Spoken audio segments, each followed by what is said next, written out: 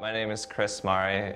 I'm the founder of Conversant Labs. 3 years ago, I found out that I was going blind, and I was diagnosed with this genetic disorder called Stargardt's macular degeneration that would leave me legally blind within 5 to 10 years. And as I started to look at the tools that I would need to rely on to maintain my level of productivity, I was really disappointed with what I found.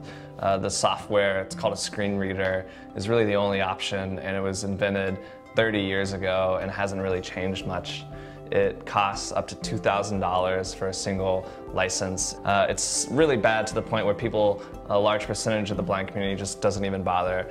And given that that's really their only option, they're just completely cut off from these technologies that we take for granted on a daily basis. The tech community is very focused on kind of sexy problems or where the money is. It's pretty much people 20-somethings solving problems that 20-somethings have.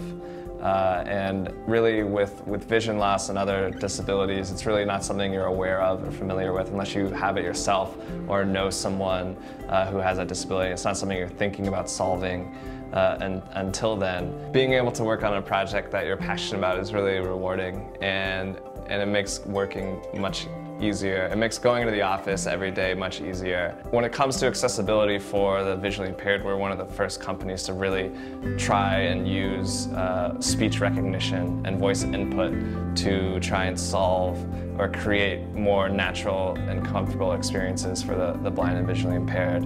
Everyone is generally really supportive, but the question, especially with investors, always comes back to the size of the market and is there a business there? Turns out there's a pretty large blind community. There's 6.5 million people in the US with severe visual impairment and 285 million worldwide. So even if you are just focusing on accessibility and building tools for them, there's a pretty large market there. And our first product in serving that community is called Say Shopping, which is a mobile app for the iPhone that allows you to shop online using just your voice. So if you are looking for coffee, you can say, "I need coffee." It'll speak back to you a list of results that are available for purchase, and you can say purchase, and you've bought that product. For the blind, it's a much more comfortable experience than the existing tools.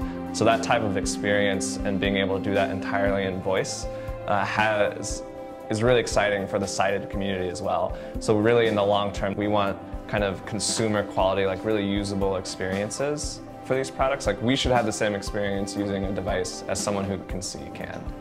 I've had jobs that are much more stressful and working on products that I may not have believed in and not providing kind of the same social impact, and it makes it much easier. It's not, when you talk to people about what you're doing, it doesn't matter if they've heard of you or not.